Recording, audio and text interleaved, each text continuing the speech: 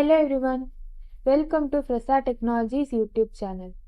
In this video, we are going to see how to add can send date in job page of Fresa application. Initially, we have to log in into Fresa application.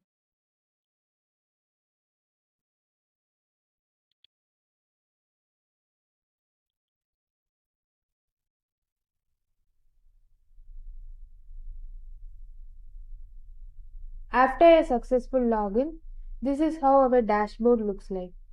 Now, navigate to any job page.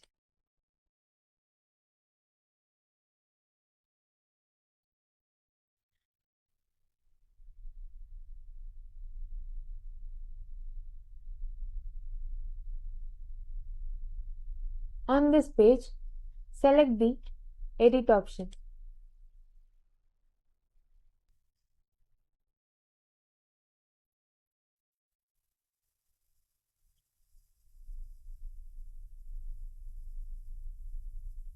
On this window, enter the can send date in the desired column.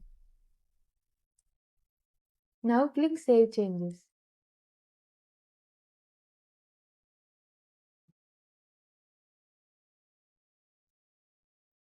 This is how to add can send date in job page of Fresa application.